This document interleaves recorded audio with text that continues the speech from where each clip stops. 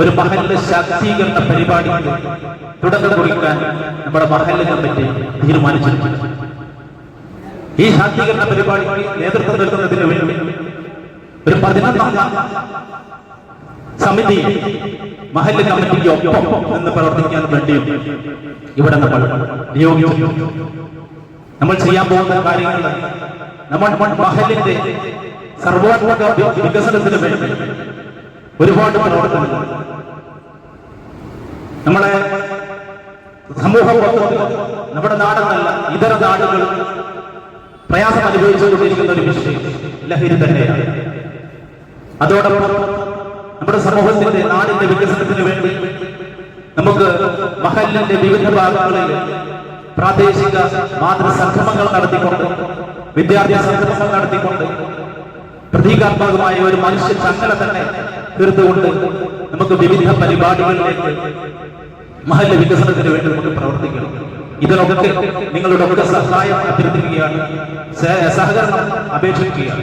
അതിന്റെ തുടക്കം എന്നോണം ഇന്ന് ഇവിടെ നമ്മളോട് സംസാരിക്കാൻ വേണ്ടി സിവിൽ എക്സൈസ് ഓഫീസറായിട്ടുള്ള ഷഫീഖ് അലി സാർ നമ്മുടെ ഇവിടെ എത്തിയിട്ടുണ്ട്. അദ്ദേഹത്തിന്റെ വാക്കുകൾ നിങ്ങൾ ശ്രദ്ധിക്കണം. 7 മാസത്തോളം നീണ്ടു നിൽക്കുന്ന ഒരു ക്യാമ്പയിൻ ആയിട്ടാണ് നമ്മുടെ ഈ പരിപാടികൾ നമ്മളുടെ പദ്ധതി ആസൂത്രണം ചെയ്തിട്ടുള്ളത്. അതിന്റെ തുടക്കം എന്നോണം ഷഫീഖ് സാർ നമ്മളോട് സംസാരിക്കും. വളരെ ആദരവപൂർവ്വം അദ്ദേഹത്തെ നമ്മളോട് സംസാരിക്കാൻ വേണ്ടി ക്ഷണിച്ചുകൊണ്ട് ഞാൻ നിർത്തുന്നു. അസ്സലാമു അലൈക്കും വറഹ്മത്തുള്ളാഹി വബറകാതുഹു. അപ്പോഴേ ഇന്ന് നമ്മുടെ നാടെന്ന് പറഞ്ഞാൽ ഞാൻ ഈ പ്രദേശത്തെ അല്ല പറഞ്ഞത്, പൊതുവായിട്ട് നമ്മുടെ സമൂഹം നേരിടുന്ന പ്രധാനപ്പെട്ട ഒരു വെല്ലുവിളി എന്ന് പറയുന്നത് ലഹരി ഉപയോഗവും അതിന്റെ പ്രശ്നങ്ങളുമാണ്.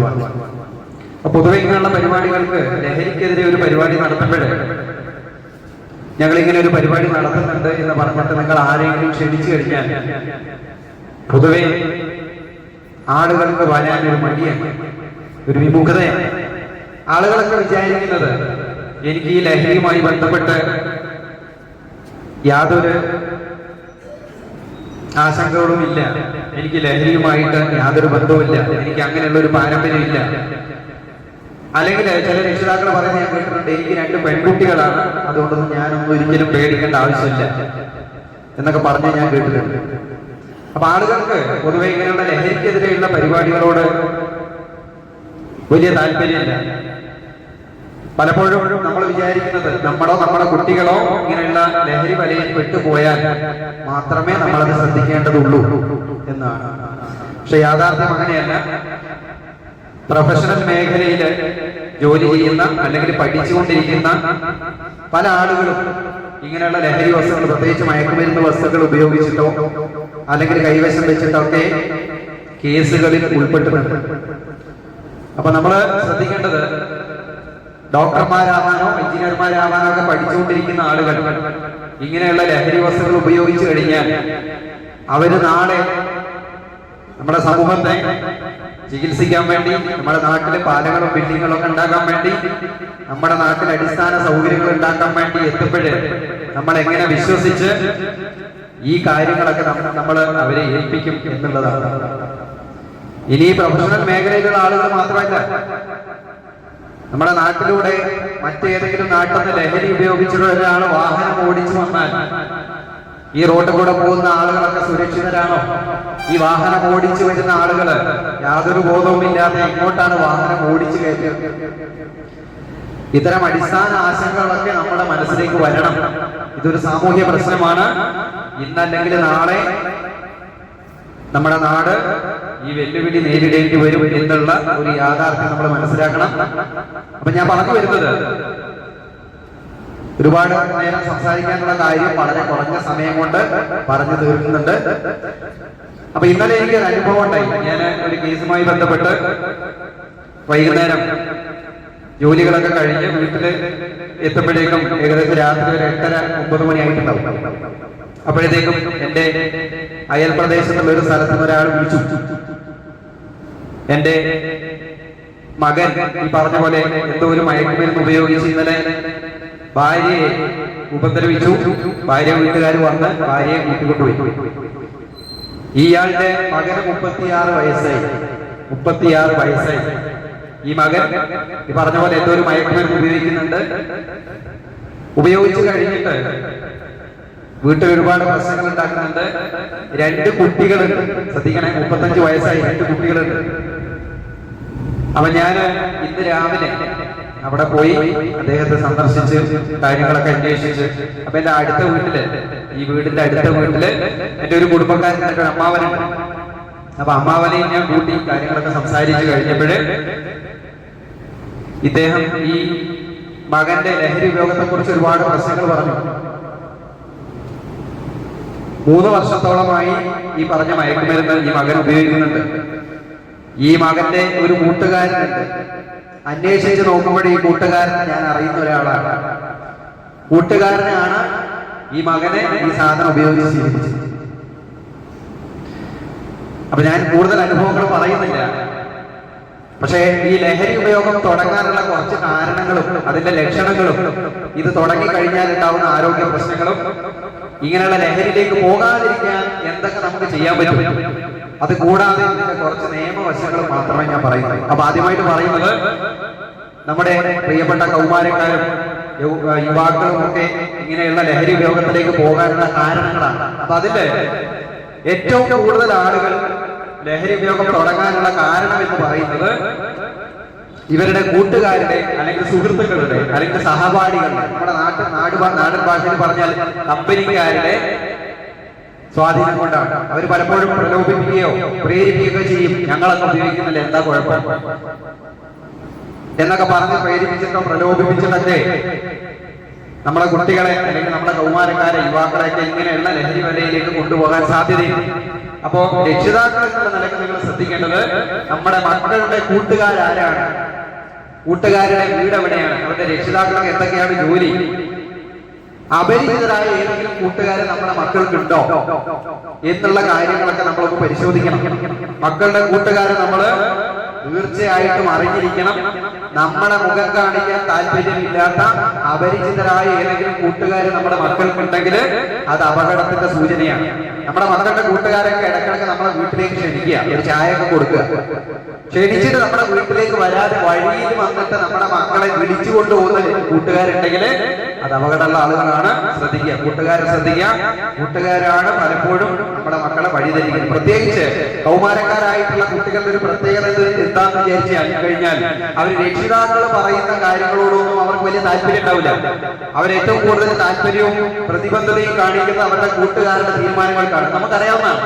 അപ്പൊ നമ്മൾ ശ്രദ്ധിക്കേണ്ടത് മക്കളുടെ കൂട്ടുകാരാരാണ്, അവരുടെ രക്ഷിതാക്കൾ എന്താണ് ജോലി, അവരുടെ വീട് എവിടെയാണ്, ഇങ്ങനെയുള്ള കാര്യങ്ങളൊക്കെ നമ്മൾ അറിഞ്ഞു വെക്കണം. കൂടാതെ പഠിക്കുന്ന മക്കളുണ്ടെങ്കിൽ ഇടക്കിടക്ക് നമ്മൾ സ്കൂളിലൊന്ന് സന്ദർശിക്കുക. കോളേജിൽ പഠിക്കുന്ന കുട്ടികളുടെ കോളേജിൽ പോയി നോക്കുക. ജോലി ചെയ്യുന്ന മക്കളുണ്ടെങ്കിൽ എപ്പോഴെങ്കിലും ഇടക്കിടക്കൊന്ന് ജോലി ചെയ്യുന്ന സ്ഥാപനത്തിലൊന്ന് പോയി നോക്കുക.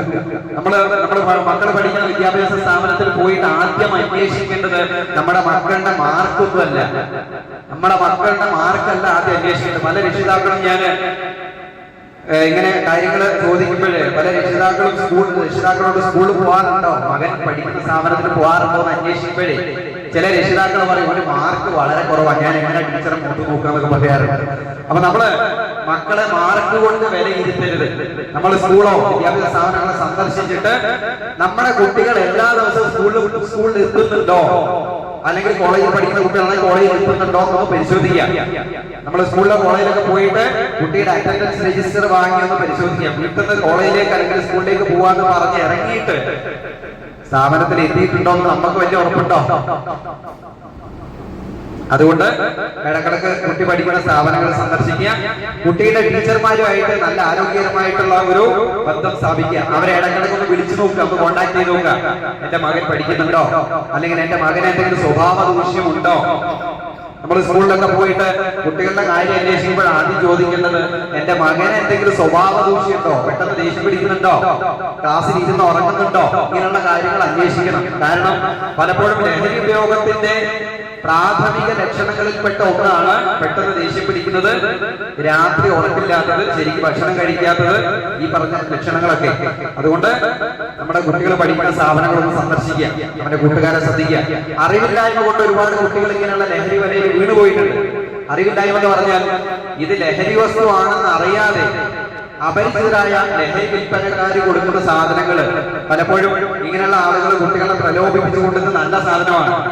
ഇത് ഉപയോഗിച്ചു കഴിഞ്ഞാൽ കലാകായിക ശേഷി വർദ്ധിപ്പിക്കാം, നന്നായിട്ട് ഫുട്ബോൾ കളിക്കാം, നന്നായിട്ട് ക്രിക്കറ്റ് കളിക്കാം, നന്നായിട്ട് ഡാൻസ് ചെയ്യാം, ഉറക്കമൊഴിഞ്ഞ് പഠിക്കാം എന്ന് പറയും. ചില ആളുകൾ പറഞ്ഞിട്ടുള്ളത് ബുദ്ധി കൂട്ടാനുള്ള മരുന്നാണ്, തടി കുറയ്ക്കാനുള്ള മരുന്നാണ്, ഇങ്ങനെയൊക്കെ പറഞ്ഞിട്ട് ഇതിന്റെ പ്രശ്നങ്ങൾ, ദൂഷ്യഫലങ്ങൾ ഒന്നും അറിയാത്ത നമ്മുടെ കുട്ടികളെ ലഹരി വിൽപ്പനക്കാർ വലയിലാക്കും. ആദ്യം ഇങ്ങനെയുള്ള സാധനങ്ങൾ ഫ്രീ ആയിട്ട് കൊടുത്ത് നമ്മുടെ കുട്ടികളെ, നമുക്ക് വേണ്ടപ്പെട്ട ആളുകളൊക്കെ അത് വാങ്ങി ഉപയോഗിച്ച് ശീലിച്ച് കഴിഞ്ഞതിന് ശേഷം ഇവർക്ക് ഇത് ആവശ്യം വരുമ്പോൾ പിന്നീട് ചോദിക്കുമ്പോഴും പൈസ വേണമെന്ന് അറിയാം. കുട്ടികൾ വീട്ടിൽ നിന്ന് പൈസ ചോദിക്കും. വീട്ടിൽ നിന്ന് പൈസ ചോദിക്കുമ്പോൾ കൊടുത്തില്ലെങ്കിൽ ദേഷ്യം പിടിക്കും, വാശി പിടിക്കും, ഭീഷണിപ്പെടുത്തും, രക്ഷിതാക്കളെ ഭീഷണിപ്പെടുത്തും. മക്കളെ പേടിയുള്ള ഒരുപാട് രക്ഷിതാക്കൾ നമ്മുടെ നാട്ടിലുണ്ട് അല്ലേ? രക്ഷിതാക്കളെ ഭീഷണിപ്പെടുത്തും. വീട്ടിൽ നിന്ന് മോഷ്ടിക്കും, നാട്ടിൽ നിന്ന് മോഷ്ടിക്കും. നമ്മുടെ നാട്ടിലെ കുറ്റകൃത്യങ്ങൾ പെരുകാനുള്ള പ്രധാനപ്പെട്ട കാരണങ്ങളിൽ ഒന്ന് ലഹരി ഉപയോഗമാണ്. റോഡ് കൂടെ പോകുന്ന സ്ത്രീയുടെ മാല പൊട്ടിച്ചൂടുക, വാഹനം മോഷ്ടിക്കുക, ഇതിലൊക്കെ പ്രധാനപ്പെട്ട കാരണം എന്ന് പറയുന്നത് ലഹരി ഉപയോഗമാണ്. ഞങ്ങൾ പിടിക്കുന്ന മയക്കുമരുന്ന് കേസിൽപ്പെട്ട പ്രതികളോട് ഞങ്ങൾ ചോദിക്കാറുണ്ട്, എന്ത് ജോലിക്കാണ് പോകുന്നത്? ഒരു ജോലിക്ക് പോകാറില്ല. ഈ ലഹരി ഉപയോഗക്കാർ അല്ലെങ്കിൽ വിൽപ്പനക്കാർ മറ്റൊരു ജോലിക്ക് പോയില്ല. അവരുടെ ജോലി എന്ന് പറയുന്നത് ഈ മയക്കുമരുന്ന് വിൽപ്പന, കൂടെ എന്തെങ്കിലും മോഷണം. അപ്പൊ കാര്യങ്ങൾ ശ്രദ്ധിക്കുക. നമ്മുടെ മക്കളെ അറിവില്ലായ്മ കൊണ്ട് ഇങ്ങനെയുള്ള ലഹരി വലയിലേക്ക് ഒരു അപരിചിതനും തള്ളിവിടാതിരിക്കാൻ നമ്മൾ ശ്രമിക്കുക. നമ്മുടെ മക്കളെ എപ്പോഴും ഉണർത്തേണ്ടത്, മക്കളെ എപ്പോഴും ഓർമ്മിപ്പിക്കേണ്ടത്, അപരിചിതരായ ആരെങ്കിലും എന്തെങ്കിലും സാധനങ്ങൾ തന്നിട്ടുണ്ടെങ്കിൽ അല്ലെങ്കിൽ എന്തെങ്കിലും സാധനങ്ങൾ ഉപയോഗിച്ച് നോക്കാൻ പറഞ്ഞിട്ടുണ്ടെങ്കിൽ ആ കാര്യങ്ങൾ വീട്ടിൽ വന്ന് പറയാനും അതേപോലെ കുട്ടി പഠിക്കുന്ന സ്ഥാപന മേധാവിയെ അറിയിക്കാനും കുട്ടികളെ എപ്പോഴും ഓർമ്മിപ്പിക്കണം.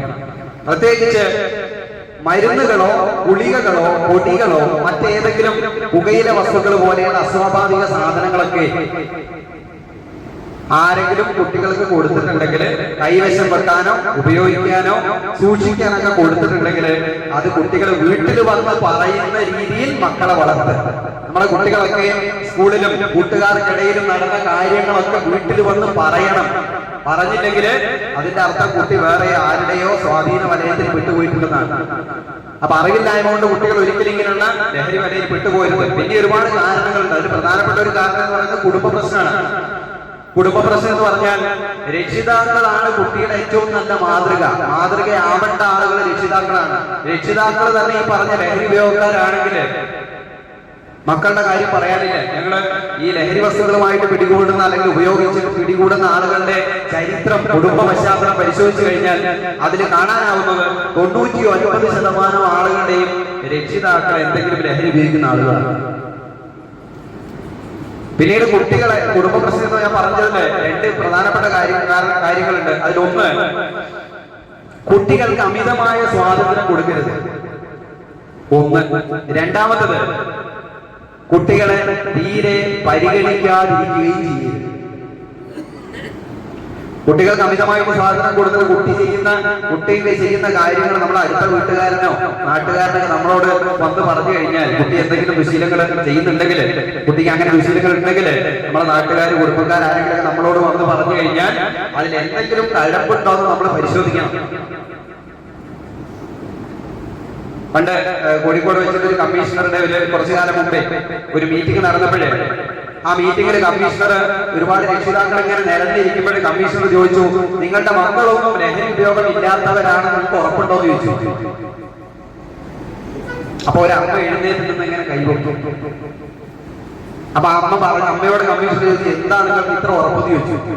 അപ്പൊ ആ അമ്മ പറഞ്ഞു, എന്റെ മകൻ വീട്ടിലേക്ക് കയറി വരുമ്പോഴേ ഞാൻ അവന്റെ കണ്ണിലേക്ക് നോക്കി, മുഖത്തേക്ക് നോക്കി, അവന്റെ സ്വഭാവ ശരീര ലക്ഷണങ്ങളൊക്കെ കണ്ട് മനസ്സിലാക്കിയതിന് ശേഷമേ വീട്ടിലേക്ക് കയറ്റാറുള്ളൂ. എന്റെ കുട്ടി ഇതേവരെ ലഹരി ഉപയോഗത്തിന്റെ യാതൊരു ലക്ഷണങ്ങളും കാണിച്ചിട്ടില്ല.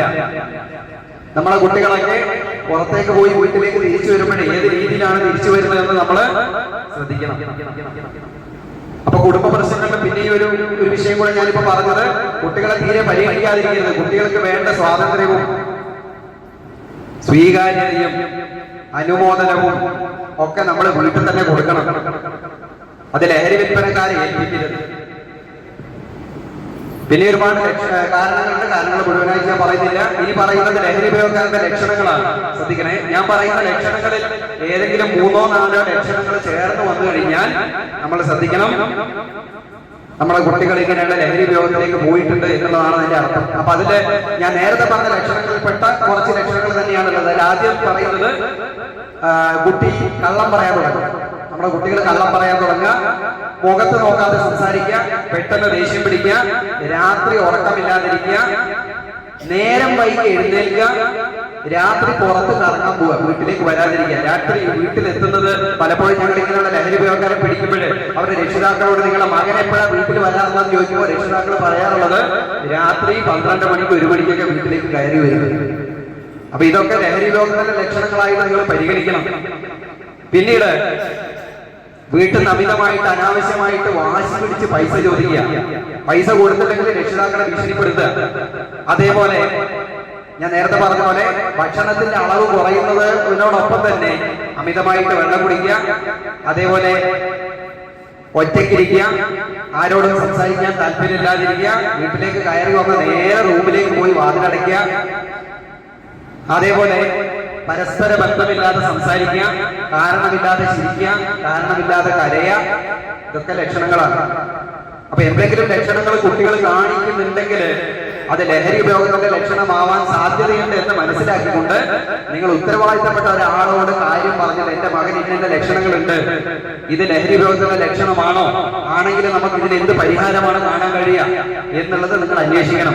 അത് നിങ്ങൾക്ക് കുട്ടി പഠിക്കുന്ന സ്ഥാപന മേധാവിയെ അല്ലെങ്കിൽ കുട്ടിയുടെ ക്ലാസ് ടീച്ചറെ കണ്ട് കാര്യം പറയാം, അല്ലെങ്കിൽ എൻഫോഴ്സ്മെന്റ് ഏജൻസിയിൽപ്പെട്ട ഞങ്ങളെ പോലെയുള്ള ആരെങ്കിലും ഒരാളെ കോൺടാക്ട് ചെയ്തിട്ട് നിങ്ങൾക്ക് കാര്യങ്ങൾ സംശയങ്ങളൊക്കെ ഉണ്ടെങ്കിൽ സംശയ നിവാരണം നടത്താം. അപ്പൊ ലക്ഷണങ്ങൾ ഞാൻ പറഞ്ഞു. ഈ പറയുന്നത് ഇങ്ങനെയുള്ള ആളുകൾ ശ്രദ്ധിക്കണേ, ലഹരി ഉപയോഗം തുടങ്ങി കഴിഞ്ഞു കഴിഞ്ഞാൽ എങ്ങാനും നമ്മുടെ കുട്ടികളെ, നമ്മൾക്ക് വേണ്ടപ്പെട്ട ആളുകൾ ഇങ്ങനെ ലഹരി വരയിൽ വിട്ടുപോയി കഴിഞ്ഞാൽ നമ്മൾ എന്താ ചെയ്യേണ്ടത്, ഇതിന് ചികിത്സയുണ്ടോ എന്നുള്ളതാണ് അടുത്തത്. അപ്പോഴേ ശ്രദ്ധിക്കണേ, എല്ലാ ലഹരി ഉപയോഗത്തിനും ചികിത്സയുണ്ട്. പക്ഷെ അതിനൊരു കുഴപ്പമെന്ന് വിചാരിച്ചാൽ മയക്കുമരുന്ന് ഉപയോഗമാണ് ഉള്ളതെങ്കിൽ അത് നമ്മൾ ചികിത്സിച്ച് ഭേദപ്പെടുത്തി മാറ്റിയെടുക്കാനുള്ള സാധ്യത എന്ന് പറയുന്നത് ഒരു 5%. അതായത് 100 ആളുകളെ നമ്മൾ മയക്കുമരുന്ന് ഉപയോഗം നിർത്താൻ വേണ്ടി ചികിത്സിച്ചു കഴിഞ്ഞാൽ അതിലൊരു 5 ആളുകളൊക്കെ അത് നിർത്താൻ സാധ്യതയുള്ളൂ. അപ്പൊ നിർത്തി കഴിഞ്ഞിട്ട് പിന്നെയും ഇതിലേക്ക് പോയ ഒരുപാട് ആളുകളുണ്ട്. അപ്പൊ പിന്നെയും ഈ മയക്കുമരുന്ന് ഉപയോഗത്തിന്റെ അത് ആ ഉപയോഗ സാധ്യത നിർത്താനുള്ള അവസരം എന്ന് പറയുന്നത് വളരെ കുറഞ്ഞതാണ്. മറ്റുള്ള ലഹരികളെ പോലെ അല്ല. തുടക്കത്തിൽ തന്നെ കണ്ടുപിടിച്ചു കഴിഞ്ഞാൽ നമ്മൾക്ക് കൃത്യമായിട്ട് കൗൺസിലിംഗ് ചികിത്സകൾ കൊടുത്തു കഴിഞ്ഞാൽ അത് ആ ലഹരി ഉപയോഗം മാറ്റിയെടുക്കാൻ നമുക്ക് സാധിക്കും. ആരെങ്കിലും, പ്രത്യേകിച്ച് കുട്ടികൾ മാത്രമല്ല മുതിർന്ന ആളുകൾക്കും ഇങ്ങനെയുള്ള ഏതെങ്കിലും ലഹരി ഉപയോഗം നിർത്താൻ ആഗ്രഹമുണ്ടെങ്കിൽ, താല്പര്യമുണ്ടെങ്കിൽ നിങ്ങൾക്ക് ഞങ്ങളുമായിട്ട് ബന്ധപ്പെടാം. നമുക്ക് കൃത്യമായിട്ടുള്ള കൗൺസിലിംഗ് ചികിത്സയൊക്കെ കൊടുക്കാനുള്ള സൗകര്യങ്ങൾ ഇപ്പോഴുണ്ട്. ഈ കൗൺസിലിംഗ് ചികിത്സയൊക്കെ സൗജന്യമാണ്, യാതൊരു സാമ്പത്തിക ബാധ്യത ഉണ്ടാവുന്നതല്ല എന്നുള്ള ഒരു കാര്യം കൂടെ ഞാൻ നിങ്ങൾ ഓർമ്മിപ്പിക്കുകയാണ്. അപ്പൊ ഇനി പറയുന്നതിന്റെ കുറച്ച് നിയമവശങ്ങളാണ്.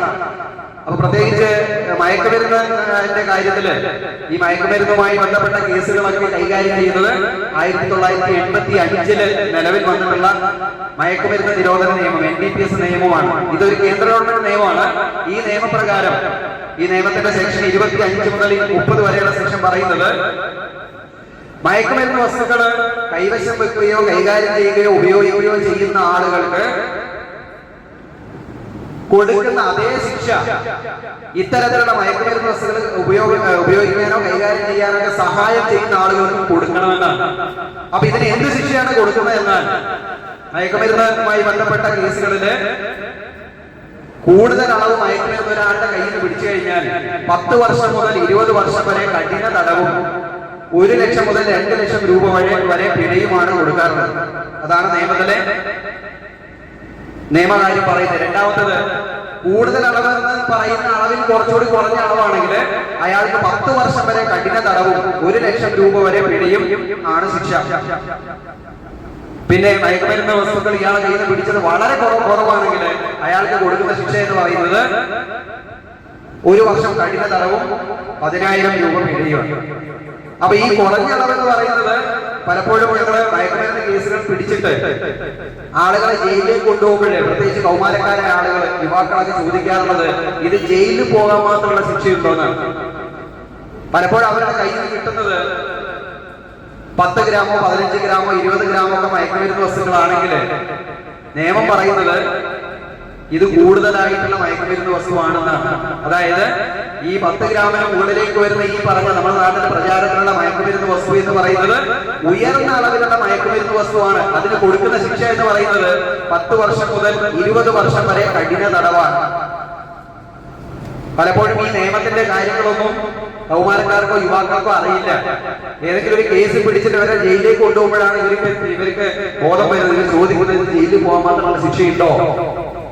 വളരെ കുറഞ്ഞ അളവ് മയക്കുമരുന്ന് മതി അയാളെ 10 വർഷമോ 20 വർഷമോ ജയിലിൽ തടവിലിടാനുള്ള കാരണത്തിന്. അപ്പോ ശ്രദ്ധിക്കേണ്ടത്, നിയമം വളരെ കർശനമാണ്. കുറഞ്ഞ അളവിൽ പോലും മയക്കുമരുന്ന് ഒരാളുടെ കയ്യിൽ നിന്ന് കിട്ടിക്കഴിഞ്ഞാൽ കഠിനമായ ശിക്ഷ കൊടുക്കപ്പെടും. കൂടാതെ ഞാൻ നേരത്തെ പറഞ്ഞ പോലെ സെക്ഷൻ 25 മുതൽ 30 വരെ പറയുന്നത് ഇങ്ങനെ മയക്കുമരുന്ന് വസ്തുക്കൾ കൈകാര്യം ചെയ്യുന്ന ആളുകൾക്ക് എന്തെങ്കിലും സഹായം ചെയ്യുന്നതും കുറ്റകരമാണ്. എന്ത് സഹായമാണെന്നറിയോ? ഇങ്ങനെ മയക്കുമരുന്ന് വസ്തുക്കൾ കൈകാര്യം ചെയ്യുന്ന ആളുകൾക്ക് റൂം കൊടുക്കുക, വീട് കൊടുക്കുക, വാടക വീട് കൊടുക്കുക, റൂമിൽ താമസിപ്പിക്കുക, വാഹനം കൊടുത്ത് സഹായിക്കുക, പൈസ കൊടുക്കുക, ഒളിവിൽ താമസിപ്പിക്കുക, ഫിനാൻസിംഗ് ആൻഡ് ഹാർബറിംഗ് എന്ന് പറയാം. പൈസ കൊടുക്കുക, ഒളിവിൽ താമസിപ്പിക്കുക. പ്രേരണ കുറ്റം എന്ന് പറയുന്ന ഒരു കുറ്റമുണ്ട്. അതായത് ശ്രദ്ധിക്കണേ, ഒരാള് വേറൊരാളോട് പറയാ ഇത് നല്ല സാധനമാണ്, ഉപയോഗിച്ചോ, ഒരു കുഴപ്പമില്ല. മയക്കുമരുന്നിന്റെ കാര്യത്തിൽ ഒരാള് ഇങ്ങനെ മറ്റൊരാളോട് പറയുന്നത് പ്രേരണ കുറ്റമാണ്. ഇതും ഈ പറഞ്ഞ പോലെ 20 വർഷമൊക്കെ ജയിലിൽ കിടക്കാനുള്ള തക്കതായ ശിക്ഷ കിട്ടുന്ന കുറ്റമാണ്. അപ്പൊ നിയമം വളരെ കർശനമാണ്. മയക്കുമരുന്ന് വസ്തുക്കൾ ഉപയോഗിക്കുമ്പോൾ പിടിച്ചു കഴിഞ്ഞാൽ കൺസംഷൻ സെക്ഷൻ 27 പറയുന്നത് ഉപയോഗിക്കുമ്പോൾ പിടിച്ചു കഴിഞ്ഞാലും കുറ്റകരമാണ്. ഞങ്ങളുടെ കയ്യില് ഒരു ഡ്രഗ് ഡിറ്റക്ഷൻ കിറ്റ് ഉണ്ട്. ഞങ്ങൾ പലപ്പോഴും രാത്രി സമയത്തൊക്കെ ഒഴിഞ്ഞ സ്ഥലങ്ങളില്, പുഴയോരത്തൊക്കെ, മലപ്രദേശങ്ങളിലൊക്കെ ഇങ്ങനെ റെയ്ഡിന് പോകുന്ന സമയത്ത് കുറച്ച് യുവാക്കള്, കൗമാരക്കാരെ ആളുകൾ ഇങ്ങനെ കൂട്ടം കൂടി നിൽക്കുന്നത് കണ്ടാൽ ഞങ്ങള് അവരോട് ചോദിക്കാറുണ്ട് എന്തെങ്കിലും മയക്കുമരുന്ന് വസ്തുക്കൾ ഉപയോഗിച്ചിട്ടുണ്ടോ. അവരുടെ പോക്കറ്റൊക്കെ പരിശോധിക്കുമ്പോൾ എന്തെങ്കിലും മയക്കുമരുന്ന് വസ്തുക്കൾ കിട്ടിക്കഴിഞ്ഞാൽ ആ കൂട്ടത്തിലുള്ള ആളുകളൊക്കെ സംശയിക്കപ്പെടേണ്ടി വരും, ഇല്ലേ? അപ്പൊ അവരോട് ചോദിക്കുമ്പോൾ ഞങ്ങൾ കണ്ടിട്ടില്ല, ഞങ്ങൾ ഉപയോഗിച്ചിട്ടേ ഇല്ല എന്നൊക്കെ പറയും. ഞങ്ങളുടെ കയ്യിലൊരു ഡ്രഗ് ഡിറ്റക്ഷൻ കിറ്റ് ഉണ്ട്. നമ്മൾ കൊറോണ ടെസ്റ്റ് ചെയ്യുന്ന പോലെ സലൈവ, വായിലുള്ള ഉമിനീര് എടുത്തിട്ട് ആ ഡ്രഗ് ഡിറ്റക്ഷൻ കിറ്റില് ഡിപ്പ് ചെയ്തിട്ട് ഒരു 30 സെക്കൻഡ് വെയിറ്റ് ചെയ്ത് കഴിഞ്ഞാൽ അതില് 48 മണിക്കൂറിനുള്ളിൽ ഉപയോഗിച്ച മയക്കുമരുന്നിന്റെ പേരടക്കം കാണിക്കും. അപ്പൊ ശിക്ഷ വളരെ കനത്തതാണ്. അങ്ങനെ ഈ പറഞ്ഞ പോലെ ഡ്രഗ് ഡിറ്റക്ഷൻ കിറ്റ് വെച്ചിട്ട് ഉപയോഗിച്ചിട്ട് മയക്കുമരുന്ന് ഉപയോഗിച്ചിട്ടുള്ളത് കണ്ടെത്തി കഴിഞ്ഞാൽ കേസ് എടുക്കുന്നതാണ്. അതിനും കഠിനമായ ശിക്ഷ.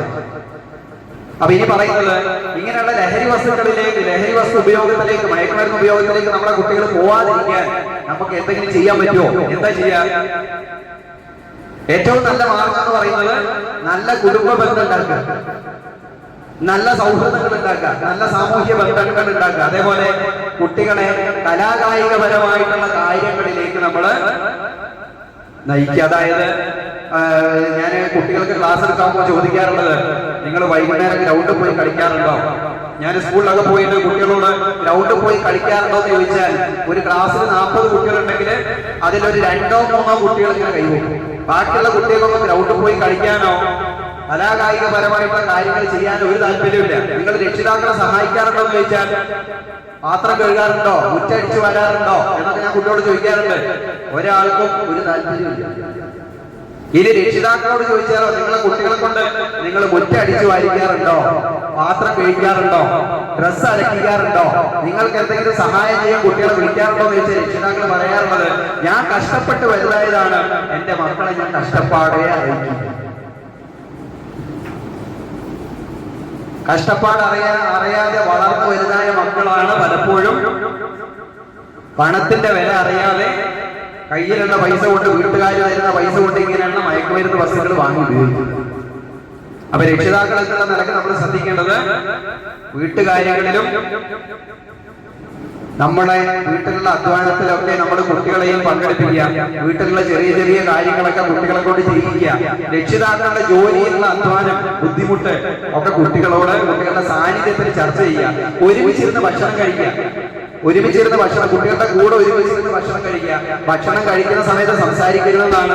എന്നാലും കുറച്ച് കാര്യങ്ങളൊക്കെ അങ്ങോട്ടും ഇങ്ങോട്ടും പറയാനും, കുട്ടികളുടെ കൂട്ടുകാരൻ ആരൊക്കെയാണ്, കൂട്ടുകാരുടെ വീട് എവിടെയാണ്, ചെറിയ ചെറിയ കാര്യങ്ങൾ, ഇതേപോലുള്ള ചെറിയ ചെറിയ കാര്യങ്ങൾ ചർച്ച ചെയ്യാനൊക്കെ ആ സമയം നമുക്ക് ഉപയോഗിക്കാം. കുട്ടികളുടെ കൂടെ യാത്ര ചെയ്യാം. കുട്ടികളുടെ കൂടെ വീട്ടുകാര്യങ്ങളില് നമ്മളും പങ്കെടുക്കുക. അവരെ കൊണ്ട് വീട്ടുകാര്യങ്ങൾ ചെയ്യിക്കുക. വീട്ടിലുള്ള ചെറിയ ചെറിയ കാര്യങ്ങൾ, കൃഷി ചെയ്യുക, പൂന്തോട്ടം ഉണ്ടാക്കുക, അങ്ങനെയുള്ള കാര്യങ്ങളൊക്കെ കുട്ടികളെ കൊണ്ട് ചെയ്യിപ്പിക്കുക. കുട്ടികൾക്ക് ചുമതല കൊടുക്കുക. ഇതൊക്കെ ചെയ്തു കഴിഞ്ഞാൽ നേരത്തെ പറഞ്ഞ പോലെ കുട്ടികൾ ദുശ്ശീലങ്ങളിലേക്കൊന്നും പോവില്ല. പല രക്ഷിതാക്കളും ഞങ്ങളുടെ കുട്ടികളെ കൗൺസിലിങ്ങിന് കൊണ്ടുപോകുമ്പോൾ പറയാറുള്ളത്, കുട്ടികൾ രാത്രി ഉറങ്ങുന്നില്ല, കുട്ടികൾക്ക് രാത്രി ഉറക്കമില്ല. ഞങ്ങളൊക്കെ പഠിക്കുന്ന കാലത്ത് രാവിലെ സ്കൂളിലേക്ക് പോകുന്നത് തന്നെ കളിക്കാൻ വേണ്ടിയാണ്. മൂല പൊട്ടിയ ഒരു സ്ലേറ്റ് തൂക്കി പിടിച്ച് ഒരു പാത്രമായിട്ട് സ്കൂളിലേക്ക് പോയി സ്കൂളിൽ നിന്ന് കിട്ടുന്ന ചോറ് തിന്ന് രാവിലെ കളിക്കും, ഉച്ചക്ക് കളിക്കും, വൈകുന്നേരം സ്കൂള് വിട്ട് വീട്ടിൽ വന്ന് കഴിഞ്ഞിട്ട് പിന്നെയും കളിക്കാൻ പോകും. കളി കഴിഞ്ഞു വന്ന് ഇരുട്ടാകുന്ന നേരത്തെ കളി കഴിഞ്ഞു വന്ന് ഒന്ന് കുളിച്ച് ഭക്ഷണം കഴിച്ച് പുസ്തകം അങ്ങോട്ട് തുറന്നു വെച്ചത് ഓർമ്മ. പിന്നെ പിറ്റേ ദിവസം രാവിലെ അങ്ങനെ ഒരു കാലം ഉണ്ടായില്ല. അന്നൊക്കെ രാത്രി കുട്ടികൾക്ക് ഉറക്കുണ്ടായിരുന്നു. 8-9 മണിയാകുമ്പോഴേ കുട്ടികൾ ഉറങ്ങായിരുന്നു. ഇന്ന് കുട്ടികൾക്ക് ഉറക്കില്ല. കുട്ടികൾക്ക് ഉറക്കില്ലാത്തത് ശാരീരിക അധ്വാനം ചെയ്യാത്തതുകൊണ്ടാണ്. അതുകൊണ്ട് കലാകായികപരമായിട്ടുള്ള കാര്യങ്ങളൊക്കെ കുട്ടികളോട് ചെയ്യിപ്പിക്കുക. വൈകുന്നേരം കളിക്കാൻ പോകുന്ന കുട്ടികളാണെങ്കിൽ വളരെ നല്ലത്. ഇതൊക്കെ ചെയ്യുമ്പോഴേ കുട്ടികളിലെ ദുശീലങ്ങളിലേക്ക് പോകാനുള്ള സാധ്യത കുറയും. കൂടാതെ ഞങ്ങൾ ഡി അഡിക്ഷൻ ട്രീറ്റ്മെന്റിന്, ലഹരി മോചന ചികിത്സക്ക് കൊണ്ടുപോകുന്ന കുട്ടികളെ അവർ ചെയ്യുന്ന ചികിത്സയിലെ പ്രധാനപ്പെട്ട ഒരു ഭാഗം എന്ന് പറയുന്നത് വൈകുന്നേരം 1-2 മണിക്കൂറൊക്കെ ഇങ്ങനെ കളിപ്പിക്കും. ഫുട്ബോളോ ക്രിക്കറ്റൊക്കെ ഇങ്ങനെ കളിപ്പിക്കും. ഇവര് നന്നായിട്ട് വേർത്തൊലിച്ചു കഴിഞ്ഞാൽ ഇവരുടെ ശരീരത്തിലുള്ള ഈ ലഹരി വസ്തു ഉപയോഗിച്ചതിനാൽ ഉണ്ടാവുന്ന ടോക്സിനൊക്കെ പുറത്തു പോകുന്നത് മാത്രമല്ല, മാനസികമായിട്ടും ശാരീരികമായിട്ടും ഇവർക്ക് നല്ല ആരോഗ്യം ഉണ്ടാവും. അപ്പൊ ശ്രദ്ധിക്കേണ്ടത്, നല്ല കുടുംബ ബന്ധം ഉണ്ടാക്കുക, നല്ല സൗഹൃദങ്ങൾ ഉണ്ടാക്കുക, നല്ല സാമൂഹ്യ ബന്ധങ്ങൾ ഉണ്ടാക്കുക, അതേപോലെ നല്ല ശീലങ്ങളൊക്കെ കുട്ടികളോട് ചെയ്യിപ്പിക്കുക. പുസ്തകം വായിപ്പിക്കുക, നല്ല നല്ല പുസ്തകങ്ങൾ വായിപ്പിക്കുക. അങ്ങനെയുള്ള കാര്യങ്ങളൊക്കെ കുട്ടികൾ ചെയ്യുമ്പോൾ ദുശീലങ്ങളിലേക്കൊന്നും കുട്ടികൾ പോവില്ല. അതേപോലെ ഒറ്റ കാര്യം കൂടെ അവസാനമായിട്ട് പറഞ്ഞിട്ട് നിർത്താം. രക്ഷിതാക്കളെ സംബന്ധിച്ചിടത്തോളം ഒരു ജീവിതകാലം മുഴുവൻ നമ്മൾ മക്കൾക്ക് വേണ്ടി ഒരു മെഴുകുതിരി ഉരുകുന്നത് പോലെ ഉരുകി തീർന്നിട്ട് നമ്മുടെ വാർദ്ധക്യ കാലഘട്ടത്തില് നമ്മളെ കൈപിടിച്ച് നമ്മളെ താങ്ങി നിർത്താൻ നമ്മുടെ കുട്ടികൾ ഉപകരിക്കുന്നില്ലെങ്കിൽ നമ്മൾ ജീവിക്കുന്നതിന് അർത്ഥമില്ലാതെ. എനിക്കറിയാം, ഞാൻ ചികിത്സക്ക് കൊണ്ടുപോയ മയക്കുമരുന്ന് ഉപയോഗിക്കുന്ന 10-ലധികം കുടുംബങ്ങളിൽ ആകെ ഒരു കുട്ടിയുള്ളൂ. ആണും പെണ്ണുമായിട്ട് ഒരു ആൺകുട്ടിയുള്ള 10-ലധികം കുടുംബങ്ങളെ എനിക്കറിയാം. ഈ ആൺകുട്ടികളെ ചികിത്സക്ക് കൊണ്ടുപോയിട്ട് 1 മാസം 2 മാസം ചികിത്സിച്ച് കഴിഞ്ഞിട്ട് ചികിത്സ കഴിഞ്ഞ് ഇവര് വീട്ടിലേക്ക് വന്ന് 1-2 ദിവസം കഴിയുമ്പോഴേക്കും പഴയ കൂട്ടുകാർ വിളിക്കും, അല്ലാണ്ട് വരുന്നില്ലേ. ഈ കുട്ടികൾ വീട്ടിൽ നിന്ന് ഇറങ്ങി പോവാ. ഈ രക്ഷിതാക്കള് ഒരുപാട് ബുദ്ധിമുട്ടി പൈസ ചെലവാക്കി കഷ്ടപ്പെട്ട് ചികിത്സ കൊടുത്തു കഴിഞ്ഞിട്ട് പിന്നെയും കുട്ടികള് ഇങ്ങനെയുള്ള ലഹരി ഉപയോഗത്തിലേക്ക്, മയക്കുമരുന്ന് ഉപയോഗത്തിലേക്ക് പോയ ഒരുപാട് സംഭവങ്ങളുണ്ട്. ആ രക്ഷിതാക്കൾ എന്നോട് പറയുന്നത്, എനിക്ക് ഇങ്ങനെയുള്ള ഒരു മകൻ ഇല്ലാതിരുന്നെങ്കിൽ ഞാൻ കൂടുതൽ സന്തോഷപ്പെട്ടേനെ. ഇപ്പൊ കൂടുതലായിട്ട് സംസാരിക്കുന്നില്ല. ഏതായാലും ഇങ്ങനെ ഒരു പരിപാടി ഏറ്റെടുത്ത് നടത്താൻ താല്പര്യം കാണിച്ച ഈ മഹല്ല് കമ്മിറ്റിയെ ഞാൻ ഒരുപാട് അഭിനന്ദിക്കുന്നു. തുടർന്നുള്ള പ്രവർത്തനങ്ങളിൽ നിങ്ങൾക്ക് എന്തെങ്കിലും ആവശ്യമുണ്ടെങ്കിൽ നിങ്ങൾക്ക് എന്നെ വിളിക്കാം. എക്സൈസ് വകുപ്പിന്റെ എല്ലാവിധ പിന്തുണയും ഉണ്ടാവും. അത് എൻഫോഴ്സ്മെന്റ് പ്രവർത്തനങ്ങളിൽ മാത്രമല്ല, ബോധവൽക്കരണ പരിപാടിയിൽ ഉണ്ടാവും. നിങ്ങളുടെ നാട്ടില് ആരെങ്കിലും ഇങ്ങനെയുള്ള ദുശീലങ്ങൾ അറിയാതെ വിട്ടുപോയിട്ടുണ്ടെങ്കിൽ നിങ്ങൾക്ക് എന്നെ വിളിക്കാം. കൃത്യമായിട്ട് കൗൺസിലിംഗും ചികിത്സയൊക്കെ സൗജന്യമായിട്ട് കൊടുത്തിട്ട് നമ്മുടെ അവരുടെ കുടുംബവും നമ്മുടെ നാടും അവരുടെ കൂടെ നിന്നിട്ട് അവരെ രക്ഷിച്ചെടുക്കാൻ എക്സൈസ് വകുപ്പ് എല്ലാവിധ പിന്തുണയും നൽകുന്നുണ്ട്. നിങ്ങൾക്ക് എന്നെ വിളിക്കാം, എന്നെ കോൺടാക്ട് ചെയ്യാം, മാഷായിട്ട് കോൺടാക്ട് ചെയ്താൽ മതി. ഏതായാലും ഈ പരിപാടിക്ക് എല്ലാവിധ ആശംസകളും നേർന്നുകൊണ്ട് നിർത്തുന്നു. അസ്സലാമു അലൈക്കും.